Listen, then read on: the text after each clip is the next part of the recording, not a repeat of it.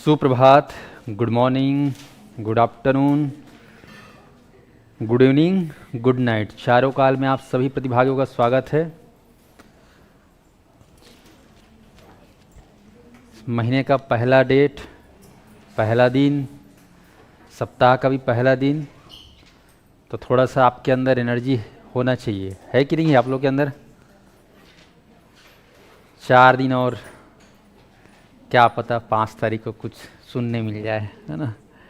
आप लोग इंतज़ार में हो कि नहीं, बताओ, है कि नहीं इंतज़ार थोड़ा हो? ठीक है। ऑनलाइन वाले इंतज़ार कर रहे होंगे, ऑफलाइन वाले भी कर रहे हैं, मैं भी स्वयं कर रहा हूँ।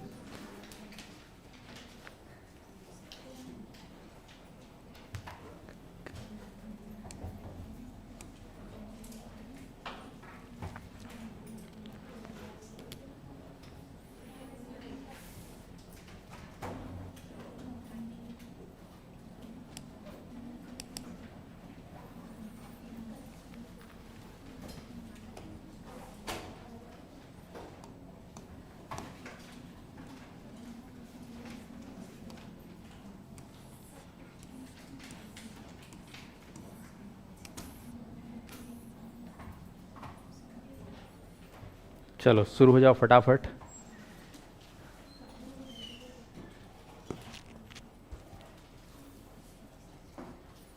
एक हफ्ता क्लास नहीं लो, 3 दिन क्लास नहीं लो, 2 दिन क्लास नहीं लो, ऐसा लगता है आप लोग का गर्मी छुट्टी टाइप से लगता है मेरे को।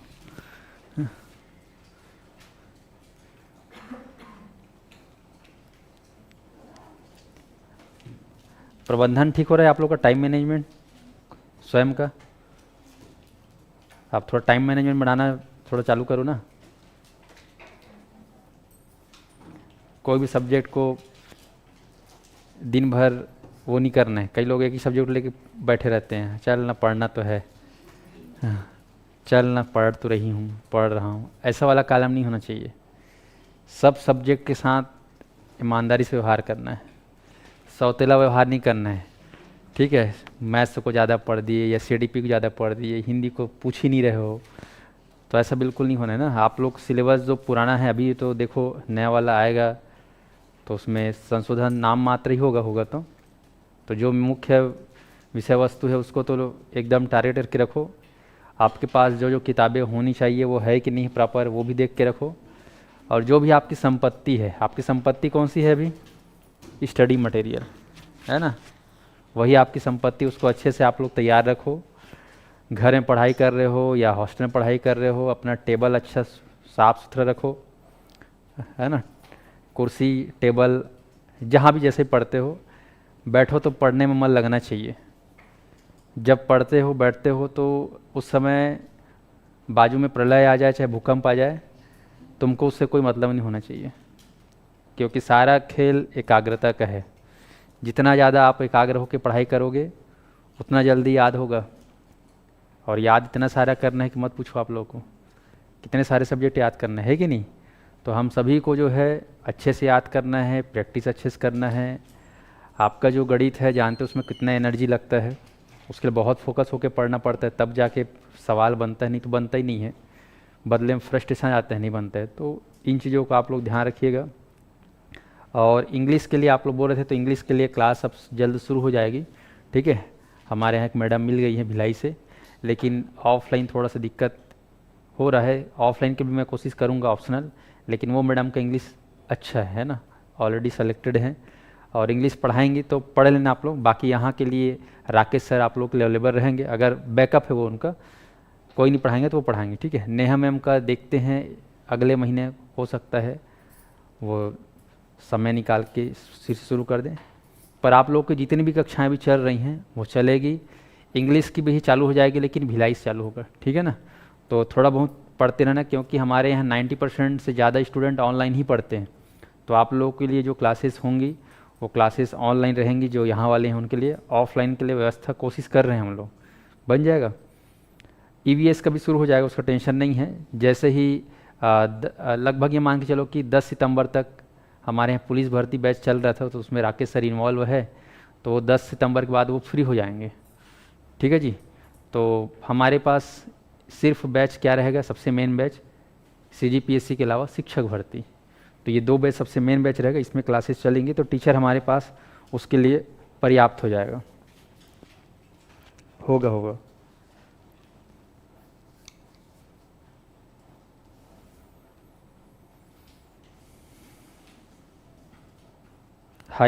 हाउस वाइफ वालों के लिए टाइम टेबल बता दो। अरे बाप रे, ये तो भयंकर खतरनाक सवाल है हाउस वाइफ वालों का।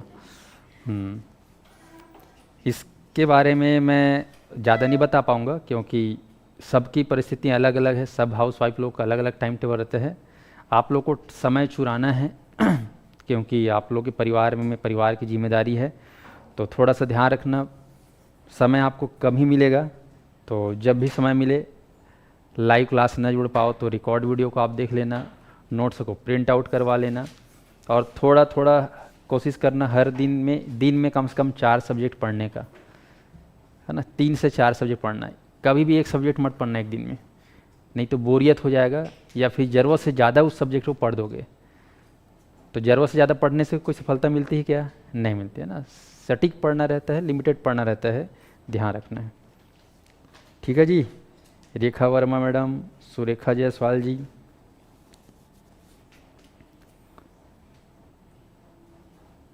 तो चलिए शुरू करते हैं हम लोग सीडीपी का। और आज शाम को मैं फाइनली वर्ग 1 के लिए क्लास में शुरू करूंगा।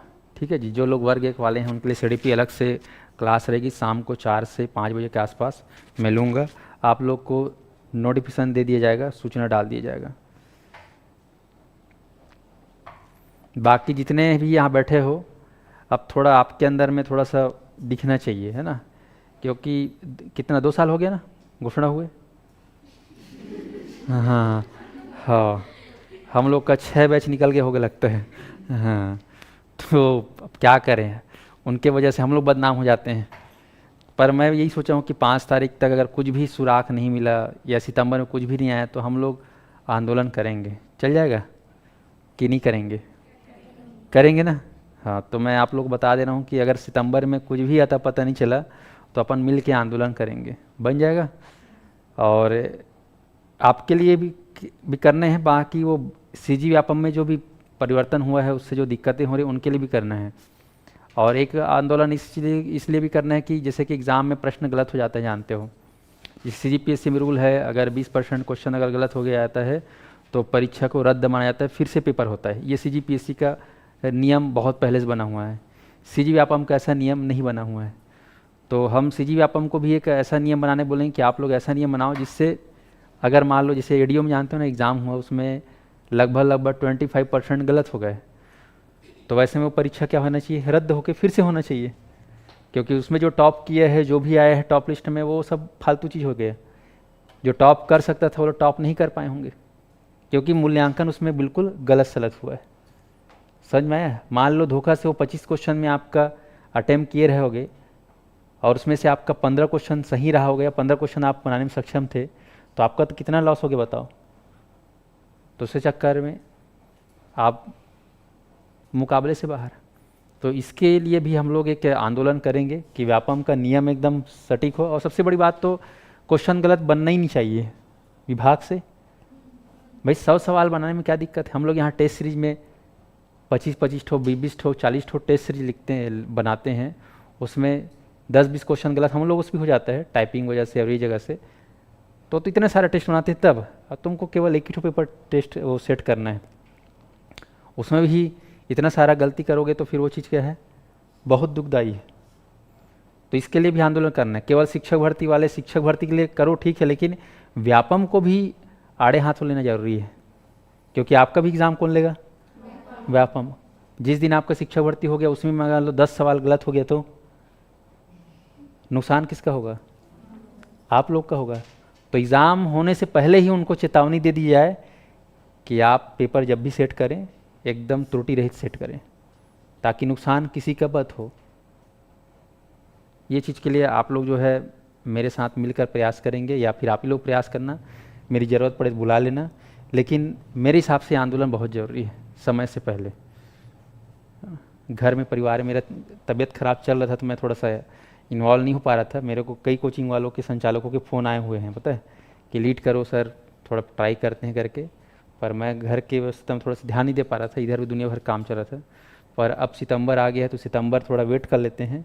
बाकी पढ़ाई अपनी जगह होना चाहिए, ठीक है। आप लोग क्या करना है, जो घर में बैठे बैठे आंदोलन नहीं आ सकते तो कम से कम तुम लोग सोशल मीडिया पे सीधा ट्वीट करो, कहाँ, सीजी गवर्नमेंट को, सीजी गवर्नर को, ठीक है। ट्विटर तो चलाते होगे, फेसबुक चलाते होगे, मेल तो करने जानते होगे, व्यापम को मेल कर सकते हो, गवर्नर के पास मेल कर सकते हो, है ना। जीएडी जो डिपार्टमेंट होता है, सामान्य प्रशासन विभाग मंत्रालय, मुख्यमंत्री को, सीएमओ को बना हुआ है, दिखना है वो सीएम का सोशल साइट, इनमें आप लोग जो है मेल करो, इसमें कमेंट करो। तो ये चीज़ों से थोड़ा सा सरकार के ऊपर दबाव बनता है। आप लोग देख रहे हो एसएससी प्रोटेक्शन कितना चल रहा है, एसएससी के लिए देश में चल रहा है कि नहीं चल रहा है, तो पूरा उसमें इंडिया वाले शामिल है। तो हमको भी थोड़ा सा उठना होगा, एकदम शांत बैठे रहेंगे ना, करते रहेंगे तो गलतियां होती रहेंगी। नक्सल प्रकरण का जो माहौल है वो चलते रहेगा, धांधली चलते रहेगा, सरकार बदलती रहेगी, उन लोग अपना पैसा गर्म करेंगे, जेब गर्म करेंगे, नुकसान आप लोग को होते रहेगा। तो एक दो बार थोड़ा सा दिखा दोगे ना पावर, तो दबाव हमेशा के लिए बन जाएगा और लगे कि भाई हाँ, यहाँ के युवाओं में भी थोड़ा सा है जागरूकता, तो हम लोग जो है सिस्टमेटिक काम करेंगे, प्रेशर बनता है। बाकी आप लोग पढ़ाई करोगे, कोई कमी नहीं रहेगी। आप लोग के लिए सीडीपी के लिए मैं एक मैडम हायर किया हूँ, देखे होगे, ठीक है। अब रोज़ाना सीडीपी की एमसीक्यू होगा, डेली होगा ना। मैं जो पढ़ाऊँगा उस टॉपिक का मैडम को बोल दिया हूँ कि आप क्या करना, उस टॉपिक से क्वेश्चन निकाल लेना, आप लोग पढ़ के आए रहोगे, घर बैठे कर लेना एमसीक्यू प्रैक्टिस या फिर यहीं ऑफलाइन, लेकिन मैडम का डेली एमसीक्यू प्रैक्टिस होगा, चल जाएगा। मेरा क्या है, 10 प्रकार का काम में मैं इन्वॉल्व हो जाता हूँ, तो मेरे को समय का थोड़ा भाव हो जाता है।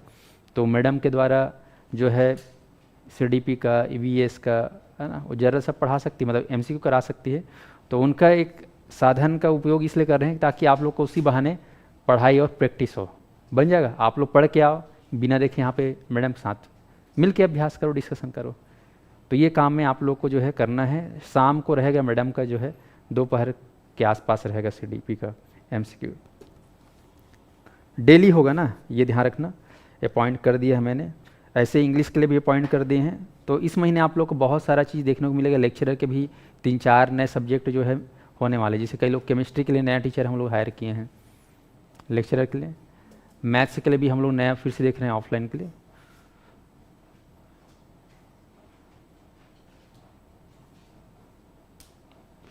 अब शुरू में बताना इसलिए पड़ जाता है क्योंकि डायरेक्टर हूँ कोचिंग का, तो मेरे को प्लानिंग तुम लोगों को शेयर कर देता हूँ ताकि तुम लोग को पता रहे।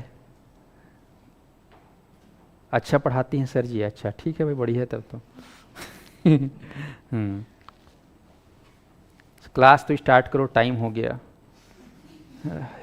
तभी क्या कर रहा हूँ मैं, है ना, कसम से इतने स्वार्थी लोग हैं, इनके लिए दया मैं करता हूँ मैं, तो ये लोग मेरे को वो बन जा बोलते हैं, एकदम निष्ठुर, आऊँ पढ़ाऊँ सीधा चले जाऊँ। ससुर इसी चक्कर में तो छत्तीसगढ़ बर्बाद हो रहा है। नेता लोग का पैसा इतना बढ़ गया है, जेब इतना गर्म हो गया कि बड़े बड़े इंटरनेशनल स्कूल खोल के बैठे हैं, है ना, 1000-1000 एकड़ का प्लाट लेके रखे हैं। पता है तुम लोग को? नहीं बताऊंगा उनके बारे में, फिर दिमाग खराब हो जाएगा तुम लोग को। और सब तुम लोग ऐसी मौन रह के पढ़ाई करते हो। छत्तीसगढ़ के लोग भोकवा, 1 नंबर के भोकवा, है ना। छत्तीसगढ़ के जितने प्रतिभागी हैं 1 नंबर के भोकवा, एकदम हकीकत बता रहा हूँ ना। इसीलिए यहाँ के नेता लोग बहुत आ गए हैं। कवासी लखमा जानते हो, है ना, लटपट 10वीं पढ़ा है ना। ससुर के पास हर महीने 5 करोड़ पैसा आता था कमीशन का, हर महीने 5 करोड़। कम है? 5 साल रहा है, सोचो कितना हो गया। 12 पंचे 60 और 60 पंचे 300 करोड़, ये दे। तो ये एक मंत्री बता रहा हूँ, बड़े बड़े मंत्री सोच लो, महादेव घोटाला, ये घोटाला, वो घोटाला, बासी घोटाला, है ना। और ये सब राजनीति का वो है। ऐसा नहीं कि मैं केवल कांग्रेस की बात कर रहा हूँ, दोनों सरकार ऐसे ही है। और एक चीज़ और बता रहा हूँ, मेरे यहाँ मैडम खुद लेक्चरर है, तो कई चीज़ों मेरे को अपडेट करती रहती है। सबसे ज़्यादा छुट्टी कौन सी विभाग में मिलता है, ले बताओ। सबसे ज़्यादा छुट्टी कौन सी विभाग मिलता है? हाँ गलत है ये अब गलत हो गया है। सबसे ज़्यादा छुट्टी अब स्कूल विभाग में नहीं मिलता। शनिवार का जो मॉर्निंग स्कूल था पूरे छत्तीसगढ़ में हटा दिया गया है, ठीक है। 1 मई से 15 जून का 2 छुट्टी मिलता था, मई और जून 45 दिन का, ये 45 दिन में देखना, प्राइमरी और मिडिल के लोगों को एक से एक ट्रेनिंग लगाते हैं, एक से एक ट्रेनिंग लगता है, और इस साल और लगेगा, पहले से चेतावनी दे दिए। साल भर में 10 वो मिलता है छुट्टी, क्या PL EL बोलते हैं, CL है ना, हाँ ठीक है। और हाँ, और बाकी लोग को कितना मिलता है, 30। एजुकेशन में कितना मिलता है, 10, और बाकी डिपार्टमेंट में 30, 20 का अंतर आया। बाकी डिपार्टमेंट में हर शनिवार को छुट्टी रहता है, कितना, हर शनिवार को छुट्टी रहता है। तो साल में जैसे आप लोग सुने कि 52 रविवार होता है, ऐसे ही साल में 52 शनिवार भी होता है। तो 52 छुट्टी हुआ कि नहीं हुआ, 52 छुट्टी वो हो गया, प्लस ये 20 EL उससे ज़्यादा हो गया, तो 52 और 20 कितना हो गया, 72। तो बाकी डिपार्टमेंट में कितना छुट्टी मिला बताओ, 72, एकदम शुद्ध 72। और आप लोग को कितना मिला, 45। कितना मिला है, 62, मतलब 45 गर्मी छुट्टी मान लो। वो भी गर्मी छुट्टी, अब उतना गर्मी छुट्टी रहता है क्योंकि उसमें दुनिया भर का ट्रेनिंग करवाते हैं, है ना, समर कैंप, ये कैंप, वो कैंप, फलाना कैंप, दुनियादारी। तो आप लोग का 62 दिन, 10 दिन EL हो गया, और 45 दिन क्या हो गया तुम्हारा, ये जिसमें भी वो भी ठिकाना नहीं है, तो 65 हो गया। और उन लोग कितना है, 72। उन लोग का टाइम 10 से 5 फिक्स है, और आप लोग को दुनिया भर का टेंशन हो दिया जाता है। तो छुट्टी ये एकदम गलत हो गया है कि पहले जो है एजुकेशन में सबसे ज़्यादा छुट्टियाँ मिलती थी, अब बिल्कुल उल्टा हो गया है, सब कम हो गया छुट्टी आप लोग का, पता है तुम लोग को, तो बोल देना कीजिए। और सबसे आराम की नौकरी किसको बोलते थे पहले, अच्छा अब उल्टा हो गया। ऑफिस काम इतना करवाते हैं, इतना काम करवाते हैं, ऑफिस काम इतना एग्ज़ाम लेते हैं, उसका वो करना पड़ता है 17 से 8 काम। तो एजुकेशन डिपार्टमेंट ही बहुत ज़्यादा मतलब जवाबदारी वाला काम बढ़ा दिया गया है, दुनिया भर का काम बढ़ा दिया गया है, जिसके चलते शिक्षकों के मन में दुनिया भर के चलते रहते हैं। तो ये एक गलत चीज़ है कि जब से ये गवर्नमेंट आई है, अभी वाली गवर्नमेंट, मैं देख रहा हूँ कि एजुकेशन को ना वो बना के रख दिया है। वो लोग क्या समझते हैं, शिक्षक लोग ठेला रहते हैं इस टाइप से, जबकि गलत है ना। उन लोगों का काम क्या है, बहुत ज़्यादा रहता है ना, करोगे तब जानोगे। उसमें एक से मतलब बहुत सारा काम हो गया जी, मैं नहीं बताता है ना, तुम लोग सुन लेना इधर उधर से जब करोगे। तो एजुकेशन जो डिपार्टमेंट है, पहले भले अच्छा लगता था, लेकिन अब ऐसा नहीं है, छुट्टियाँ कम हो गई हैं।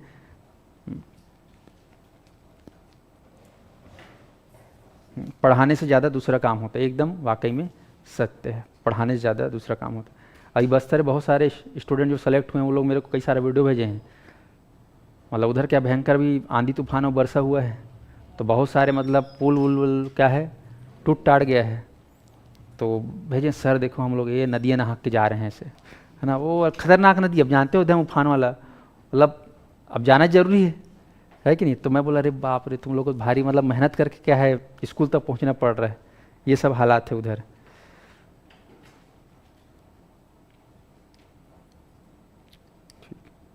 तो आप लोग को मैं एकदम वास्तविकता को बता रहा हूँ। चलिए ठीक, अब मैं टॉपिक पे आता हूँ।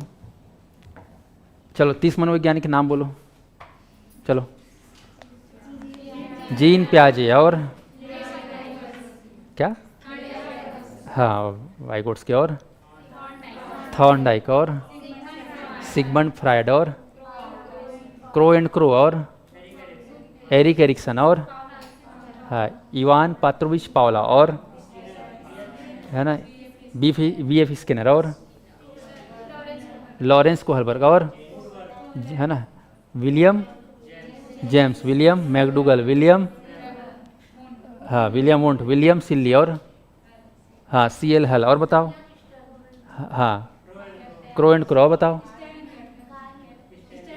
स्टनबर्ग है, हाँ हर्बर्ट स्पेसर, है ना जेम्स रोलैंड, और John Dewey, JB Watson, Thorndike, और हाँ वुडवर्थ, और अरे तीजा रोटी खाए हो, थोड़ा जोर से बोलो, है ना, हाँ हाँ अब्राहम मैस्लो, ठीक है, गुथरी, एडविन गुथरी, और हाँ वर्दीमर, है ना, हाँ ठीक, ऑनलाइन वाले बोलते जाएंगे, ठीक, Kurt Lewin, very good, Carl Rogers, Sheldon and Kretschmer, ठीक, हेनरी एन मुरे, ठीक। क्या नाम? टॉल मैन, ठीक। Alfred Binet, very good. William Guilford, ठीक। और हावर्ड गार्डनर है ना, और क्या नाम? हैब, हैब है ना, आरबी केटल, हैब। और क्या नाम? अल्बर्ट बंडूरा, हाँ ना, ठीक। क्या नाम? हाँ, अब्राहम मैस्लो बोल दिया, ठीक है। मैं डेली बुलवाऊंगा ना। हाँ, और तुम लोग को जो लिखवाया था उसको रिवीजन किए हो अभी आए पहले? 10 मिनट लेट हुआ तो दांत नहीं पोड़ना नहीं बता रहा हूँ, है ना, देखना है उसको। पूरा लिखवा दिया हूँ, तुम लोग को प्रिंट आउट करवा के दूंगा उसको। डेली पढ़ना है उसको एकदम, माना कंठस्थ होना चाहिए, बता रहा हूँ। हाँ, उसको सजा के नहीं रखना है कॉपी में। म्यूजियम थोड़ी बनाना है हम लोग को, ठीक है। ऑनलाइन वाले भी जितना पढ़ाया हूँ,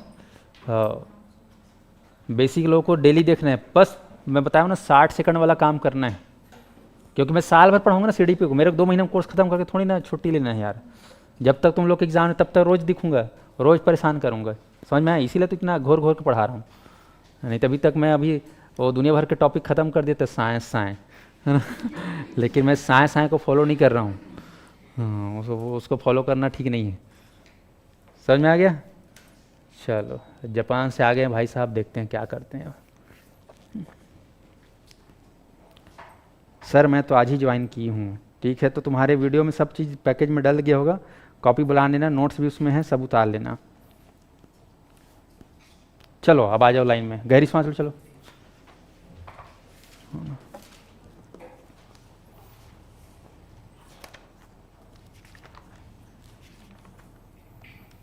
चलो, मनोविज्ञान के परिभाषा में 2-3 परिभाषा को ऐड करना है।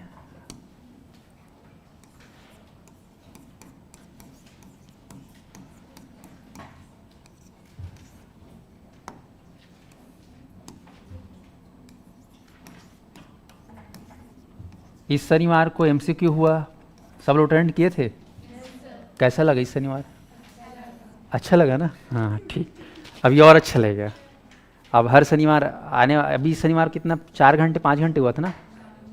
4 घंटे। अगले शनिवार 10 घंटे। कितना घंटे? 10 घंटे मिनिमम, ऐसा में। हाँ, टेंशन मत लो ना।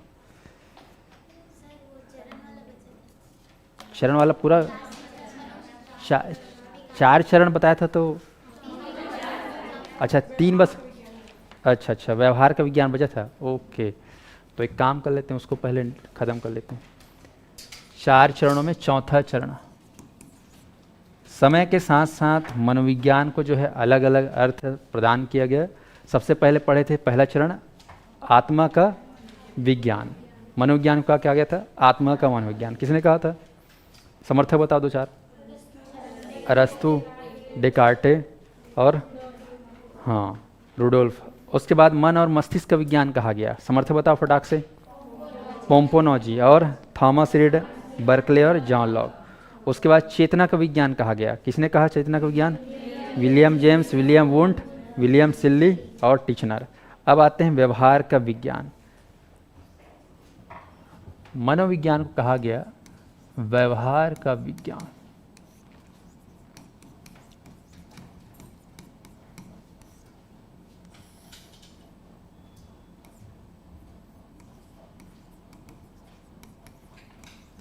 Science of behaviour.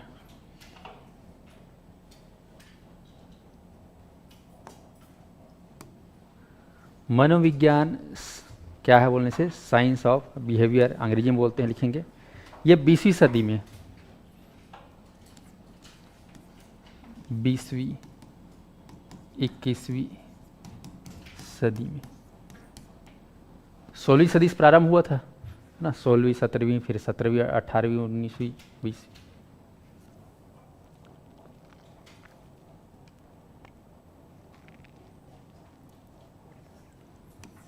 लिखेंगे समर्थक।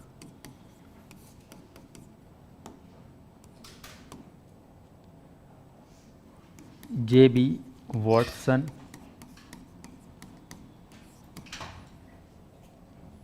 वुडवर्थ, स्किनर, पावलोव,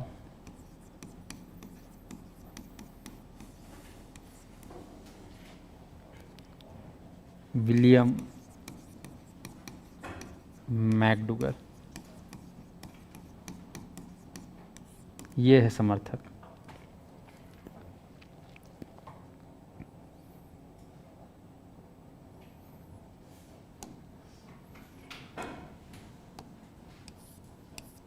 अब लिखेंगे मूल तत्व या मूल विषय वस्तु।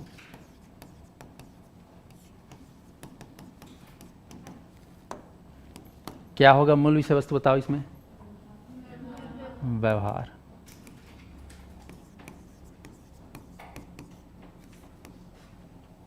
व्यवहार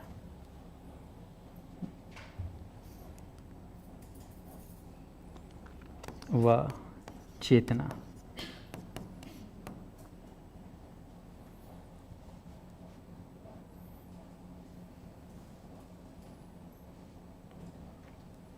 लिख लेंगे।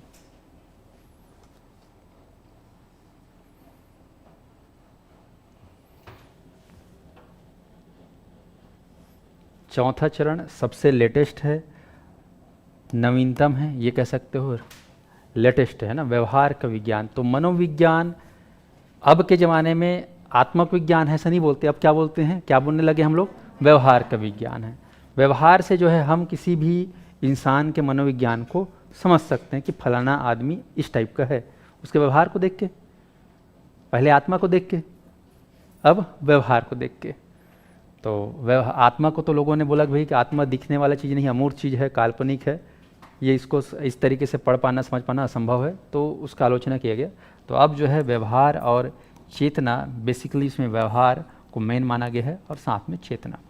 तो इसमें सबसे बड़ा जो नाम आता है समर्थकों में, उनमें नाम क्या रहे? जे.बी. वॉटसन, उसके बाद R S. Woodworth, B F. Skinner, Ivan Petrovich Pavlov, William McDougall. अब देखो ये पांचों लोग बड़े बड़े नाम हैं, लोग पांचों सुपरस्टार हैं कहना चाहिए, समझ में आया? सलमान खान, शाहरुख खान, आमिर खान, अमिताभ बच्चन, और अल्लू अर्जुन, है ना, पुष्पा पांचों स्टार है। तो ये सब व्यवहार को जो है फोकस कर रहे हैं। मनोविज्ञान के लिए व्यवहार को जानना जरूरी है। तो आप लोग एक नोट करके डालना है, स्पेशल 2 नोट डालोगे इसमें।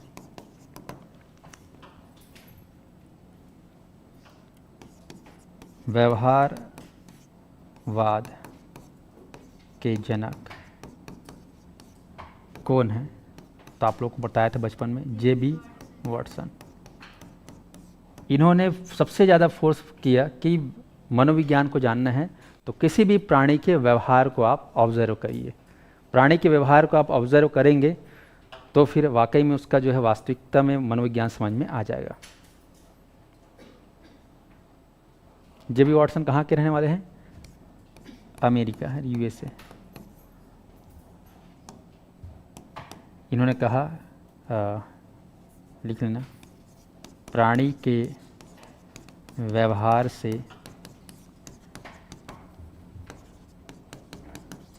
मनोविज्ञान का अध्ययन किया जाता है या किया जा सकता है, इनका कहना है। और लास्ट में लिखना, इन्होंने कहा है वर्तमान में मनोविज्ञान अकॉर्डिंग टू जे.बी. वॉटसन, ये जो मैं नोट लिखा हूँ जे.बी. वॉटसन के अनुसार, वर्तमान में मनोविज्ञान अपनी शैशवावस्था में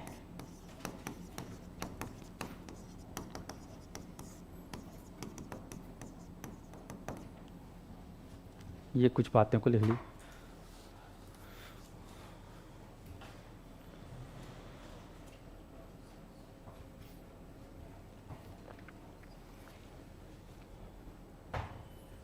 तो अंतिम चरण है व्यवहार का विज्ञान। मनोविज्ञान एक व्यवहार का विज्ञान है।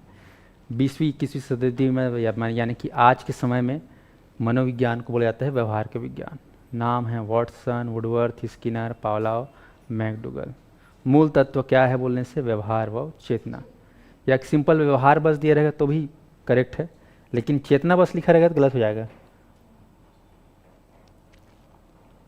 क्योंकि इससे पहले जो पढ़े हो आप लोग क्या पढ़े हो, चेतना का विज्ञान।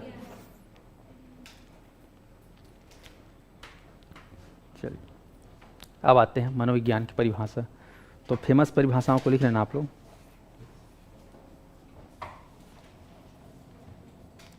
लिखना जे बी वॉटसन के अनुसार, ये एग्ज़ाम में आता है इसलिए मैं इन लोग का लिखवा दे रहा हूँ।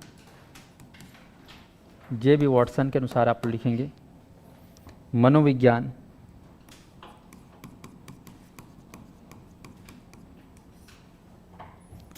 व्यवहार का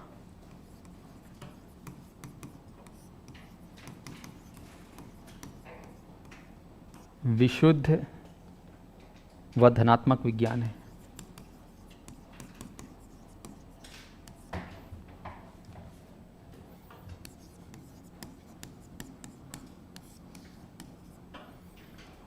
ये भाई साहब जे बी वॉटसन के अनुसार। अगला लिखेंगे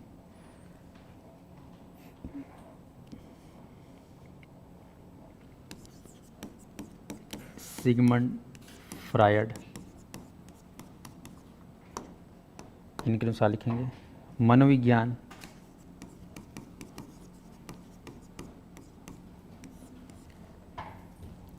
अचेतन का विज्ञान है।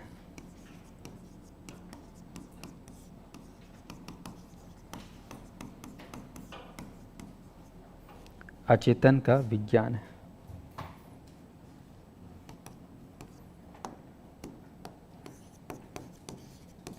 गैरिट के अनुसार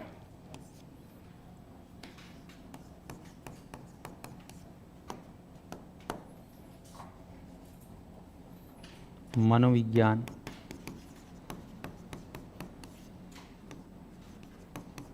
आत्मा का विज्ञान है।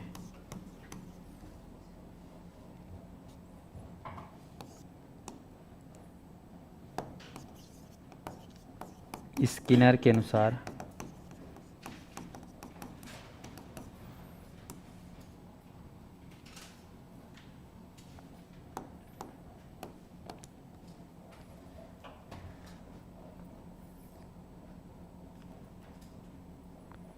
मनोविज्ञान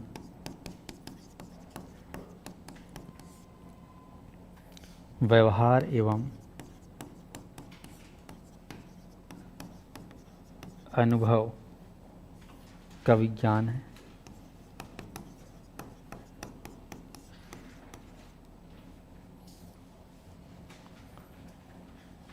जो जीवन की सभी परिस्थितियों में प्राणी की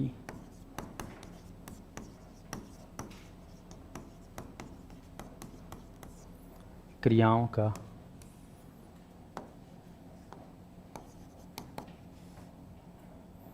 अध्ययन करता है।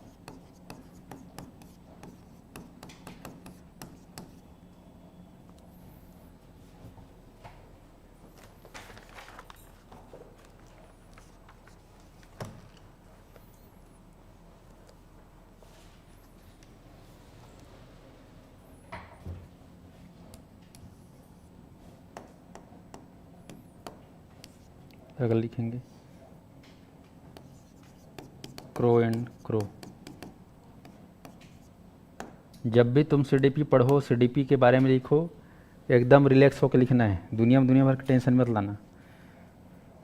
फिर देखना ये सब्जेक्ट तुमको एकदम अच्छा लगेगा और इनका भाव जो है तुमको समझ में आएगा, क्योंकि ये सब्जेक्ट ऐसा है जब एग्ज़ाम में प्रश्न पूछता है तो एकदम नया नया टाइप पूछता है और सब समझने वाला प्रश्न रहता है।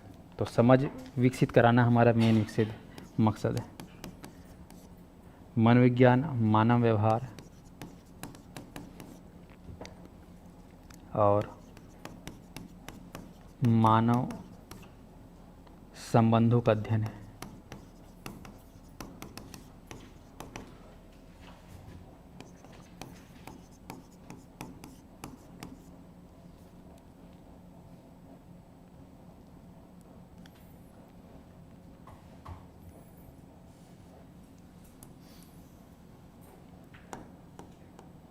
अगला लिखेंगे वुडवर्थ।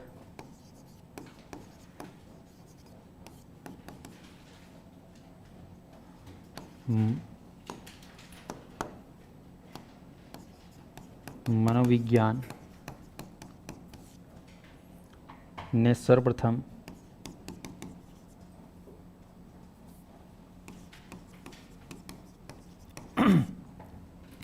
अपनी आत्मा का त्याग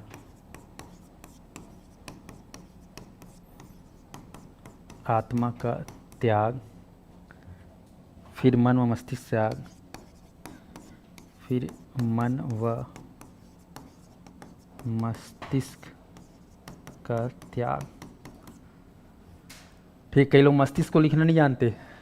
ठीक, तुम लोग बहुत मस्ती करते हो, पहले मस्ती लिखना है, उसके बाद तनिष्क में लिखा रहता ना आधा सा का, तो ऐसे लिखना है मस्तिष्क। कैसे लिखूँ मस्तिष्क, पहले सा ही ता ही फिर ऐसे लिखना मस्ती, फिर ऐसा मस्तिष्क का त्याग, फिर चेतना,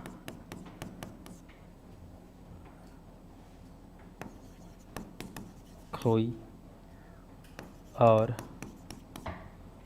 वर्तमान में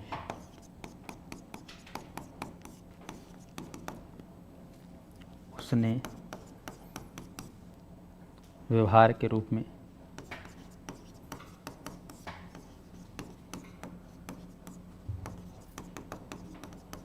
अपना लिया है।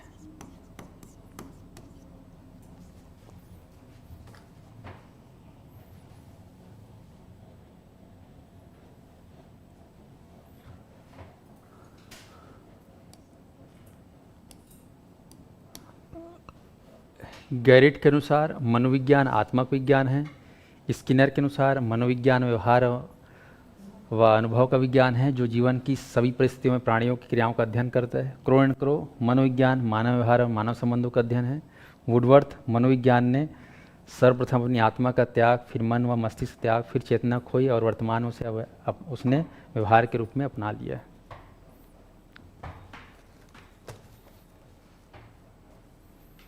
लिख लिए? तो ये कुछ परिभाषा है, ध्यान रखेंगे।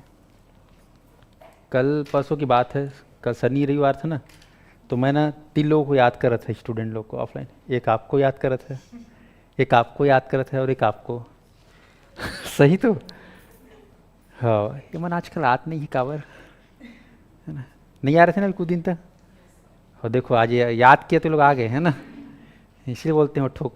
क्या सीक्रेट ऑफ क्या, कोई चीज़ सोचोगे ना, हाँ तो वो चीज़ होता है। आप बाकी लोग तो आ रहे थे, अब ये सबका क्या फ़ोटो खींच ले हो ना, कहाँ यहाँ, हाँ नागिन कस, हाँ हाँ याद करूँगा मतलब आना पड़ेगा, ऐसा है। ऑफलाइन वालों में भी नाम 2-3 लोगों का तो रटाया हुआ मेरा।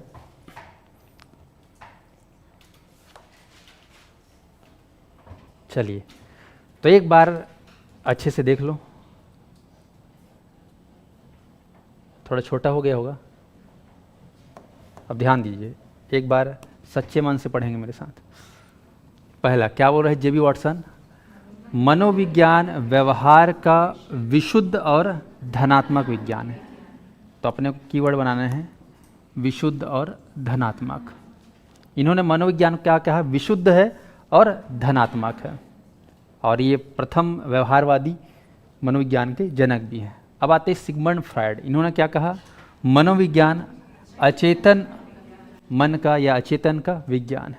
आप लोग को बताया गया है अचेतन मन मनुष्य में कितना रहता है, कितना रहता है, 90% की 10%? 90%, है ना।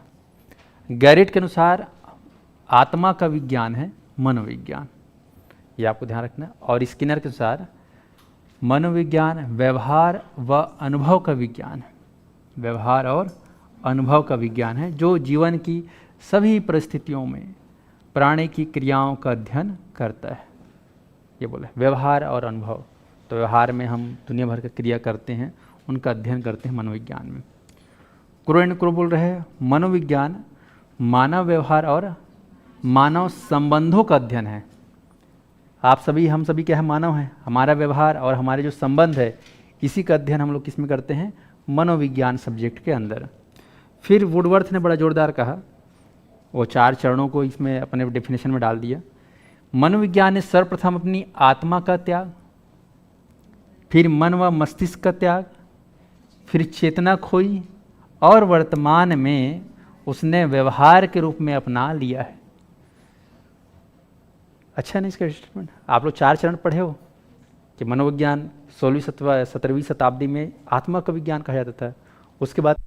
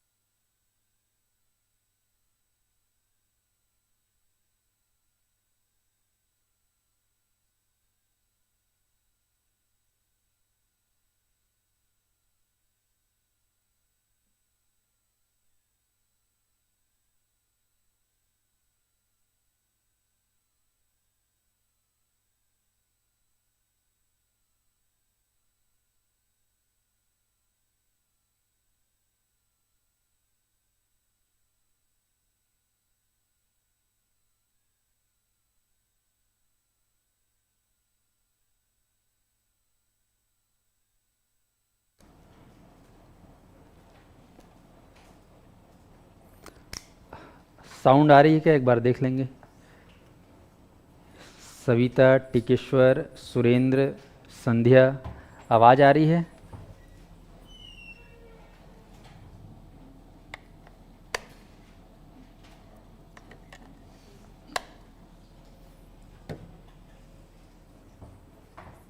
आ गया ना।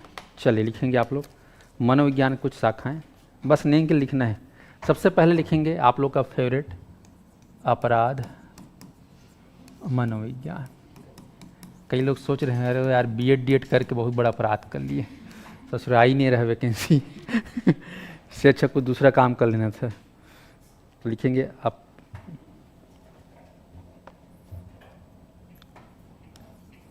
कानून मनोविज्ञान लिख लेंगे।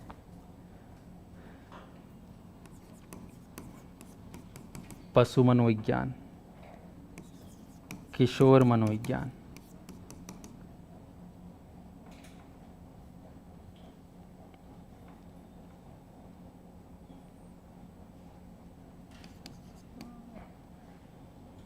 व्यवहारिक सैद्धांतिक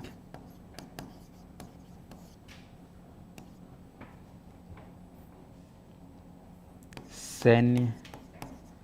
ये मनोविज्ञान शब्दों को मैं बार बार नहीं लिख रहा हूँ, अंडरस्टूड होना चाहिए।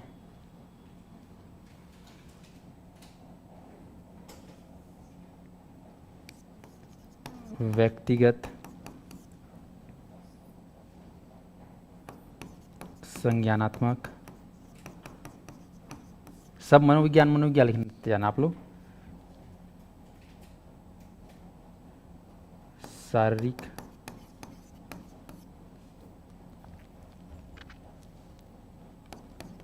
परमनोविज्ञान,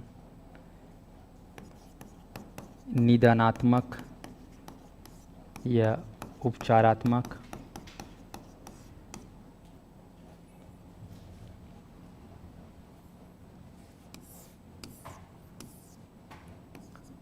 पशु पशु लिखा, अच्छा लिखा आ गया ना पशु।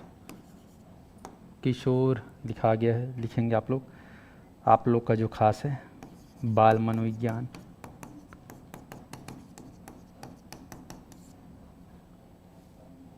शिक्षा मनोविज्ञान, समाज मनोविज्ञान,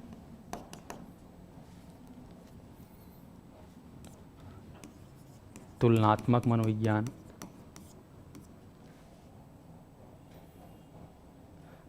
औद्योगिक मनोविज्ञान,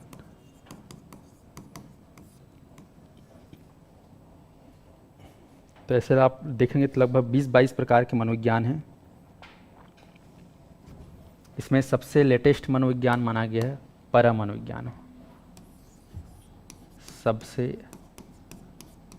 आधुनिक मनोविज्ञान कौन सा है? तो वो है para मनोविज्ञान। तो लगभग 22 प्रकार के मनोविज्ञान हैं। मैं सबको नहीं लिखाया हूँ। 1 2 3 4 5 6 7 8 9 10 11 12 13 14 15 16 17। एक सामान्य मनोविज्ञान भी होता है और असामान्य मनोविज्ञान। लिख लेंगे सामान्य और असामान्य मनोविज्ञान। सामान्य मनोविज्ञान और असामान्य, नॉर्मल और एबनॉर्मल साइकोलॉजी। ठीक है, नॉर्मल और एबनॉर्मल साइकोलॉजी। 18 19।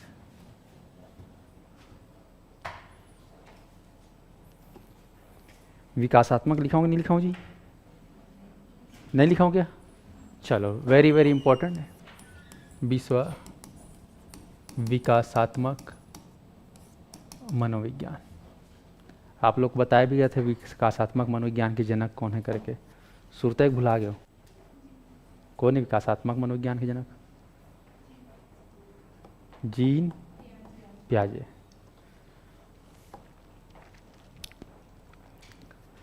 तो आप देख रहे हो 20 प्रकार के मनोविज्ञान, मतलब मनोविज्ञान के ये सब शाखा है। आप शुरू में पढ़े हो कि मनोविज्ञान दर्शन शास्त्र से आया, पढ़े ही नहीं पढ़े? दर्शन शास्त्र से अलग हुआ मनोविज्ञान, और मनोविज्ञान के आप देख रहे हो 20 ठो शाखा है। और भी हो गया बढ़ गया हो गया।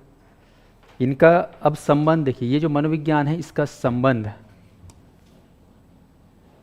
छोटा कर रहा हूं मैं, मनोविज्ञान का अगर संबंध बनाए किसी और चीज़ों से तो और भी मनोविज्ञान सब्जेक्ट बन जाता है।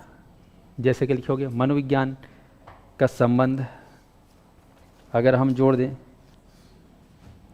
संबंध मनोविज्ञान का अगर हम जोड़ दें मनोविज्ञान का संबंध किससे, मान लो जोड़ते हैं जनसंख्या से, तो कहलाएगा जनसंख्या मनोविज्ञान, पॉपुलेशन साइकोलॉजी। ठीक है। अगर मैं इसको जोड़ दूं आयुर्वेद से, तो आयुर्वेद का अपना क्या है, मनोविज्ञान। अगर हम इसको जोड़ दें राजनीति से संबंध स्थापित करें, तो राजनीति मनोविज्ञान। अगर इसको हम जोड़ दें संगीत की दुनिया से, म्यूजिक की दुनिया से, तो संगीत का अपना अलग ही मनोविज्ञान है। अगर हम इसको जोड़ दें दर्शन से, एक विषय है दर्शन, संगीत भी एक विषय है, अर्थशास्त्र भी एक विषय है, तो अर्थशास्त्र से यदि हम इसको जोड़ दें तो अर्थशास्त्र मनोविज्ञान। कंप्यूटर एक आज के समय की एक मांग है, तो कंप्यूटर। ऐसे ही कानून से अगर जोड़ दें या विधि शास्त्र जिसे बोलते हैं लॉ से, तो विधि शास्त्र मनोविज्ञान। समाज शास्त्र, कॉलेज में, पीजी में, अंडर ग्रेजुएट में सब पढ़े होंगे ये सब्जेक्ट, तो इनसे अगर जोड़ दोगे, संबंध स्थापित करेंगे, तो जनसंख्या मनोविज्ञान, आयुर्वेद मनोविज्ञान, राजनीति मनोविज्ञान, संगीत मनोविज्ञान, दर्शन मनोविज्ञान, अर्थशास्त्र मनोविज्ञान, कंप्यूटर मनोविज्ञान, विधि शास्त्र मनोविज्ञान और समाज शास्त्र मनोविज्ञान, ये संबंध है। तो मनोविज्ञान की शाखा और संबंध आप देख पा रहे हो। मैंने विषयों के साथ जोड़ा।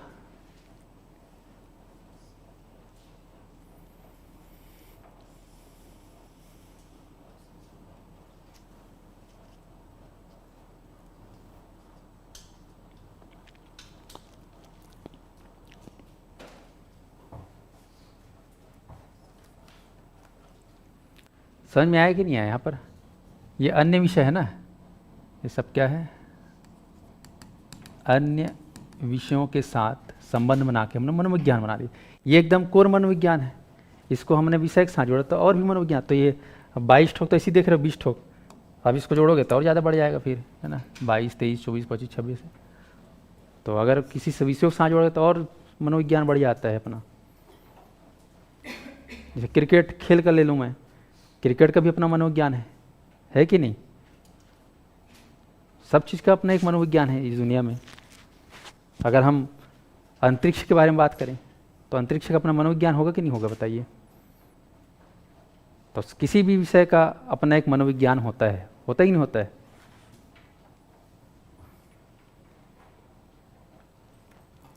आप लोग तो भी अवस्थाओं का मनोविज्ञान पढ़ोगे, बाल्यावस्था का अपना मनोविज्ञान होता है, युवावस्था का अपना मनोविज्ञान होता है, किशोरावस्था का अपना एक मनोविज्ञान होता ही नहीं होता है? और अभी आप लोग का अपना एक मनोविज्ञान चल रहा है। हर अवस्था का मनोविज्ञान होता ही नहीं होता है, तो ये आपको ध्यान रखना है। तो मनोविज्ञान अथाह है। चलिए, अब अगला पार्ट जो आएगा वो होगा भारत में आधुनिक मनोविज्ञान।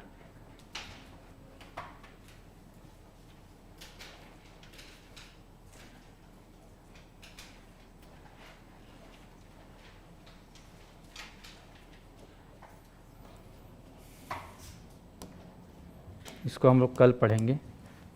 भारत में आधुनिक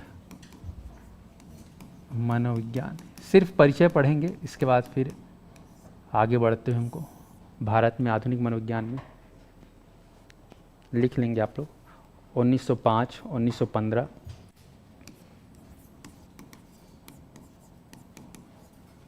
दो आदमी का नाम आएगा।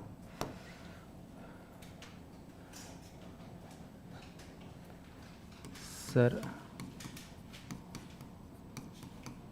बोजेंद्र नाथ सील,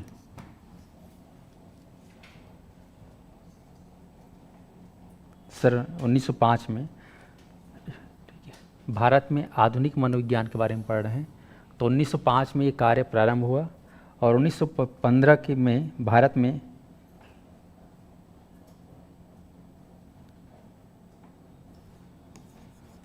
एक विश्वविद्यालय है, कलकत्ता विश्वविद्यालय के दर्शन शास्त्र की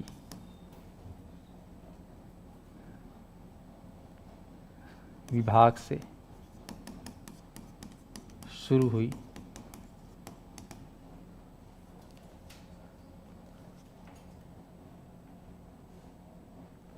और 1905 में ध्यान रखने इसके बारे में, यहाँ पर प्रयोगात्मक मनोविज्ञान,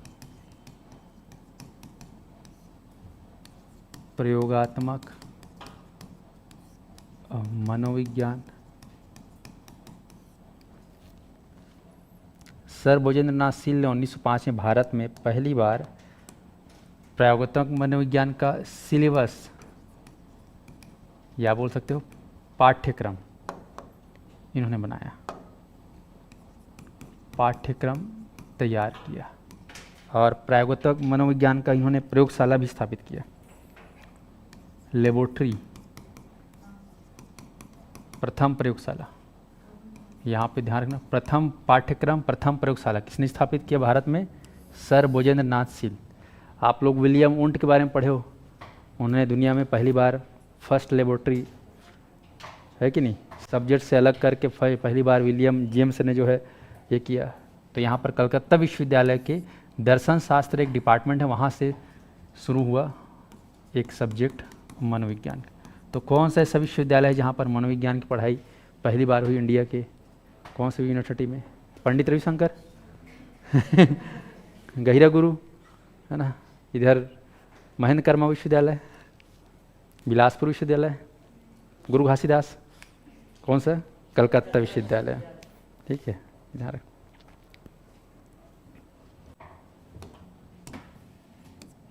और 1916 में बन गया मनोविज्ञान शाखा कलकत्ता विश्वविद्यालय में।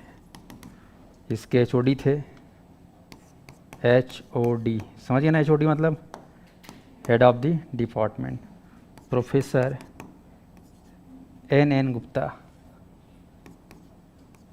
एन सेन गुप्ता, बंगालियों में सरनेम रहता है अक्सर देखना सेन गुप्ता का।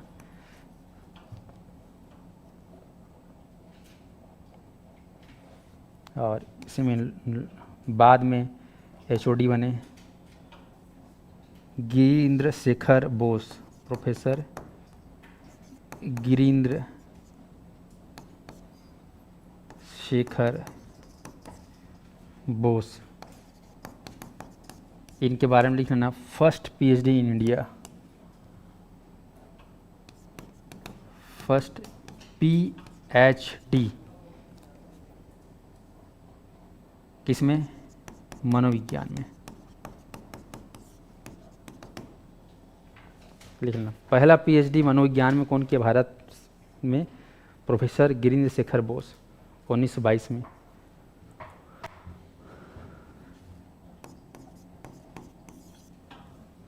गिरीन्द्र शेखर बोस फर्स्ट पीएचडी कौन सब्जेक्ट में? मनोविज्ञान में।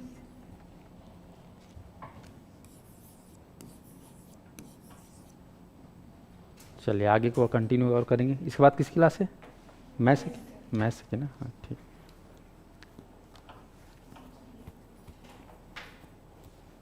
उन्नीस 1924 लिख लेना, इंडियन साइकोलॉजिकल एसोसिएशन, फिर ये समाप्त हो जाएगा। 1924 इंडियन साइकोलॉजिकल एसोसिएशन की स्थापना हुई।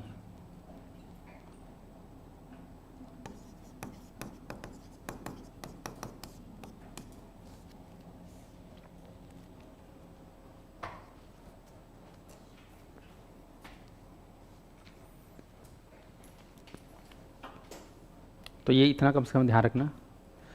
तो कलकत्ता कहना चाहिए जन्मभूमि है भारत में मनोविज्ञान का। शुरुआत देखना चाहे तो कलकत्ता से हुआ है। और उस समय अंग्रेज ज़माने में कलकत्ता बहुत बड़ा राजधानी, मतलब मेन राजधानी था अंग्रेजों के समय में, जानते हो। तो ये हो गया भारत में आधुनिक मनोविज्ञान के बारे में सामान्य जानकारी, फिनिश हो गया। अब इसके बाद कल पढ़ेंगे मनोविज्ञान के संप्रदाय।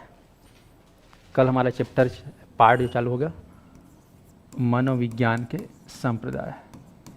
इसके बारे में आप लोग को सिंपल में पढ़ा दिया हूँ कि फलाना संप्रदाय के कौन है जनक, फलाना संप्रदाय कौन है जनक, सब लिखवा दिया हूँ। तो उसको एक बार रिवीजन मार के रट लिए रहना, उसको हम डिटेल में पढ़ेंगे यहाँ पर, बन जाएगा।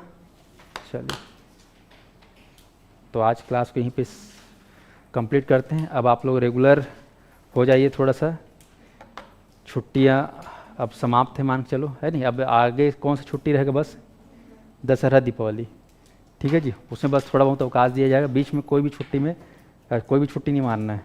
ऑफलाइन डेली आओ, बाकी लोग के बुलाओ, थोड़ा माहौल बनाओ, है ना, पढ़ने का थोड़ा सा वो बढ़ाओ ड्यूरेशन को आप लोग। थैंक यू आप सभी का।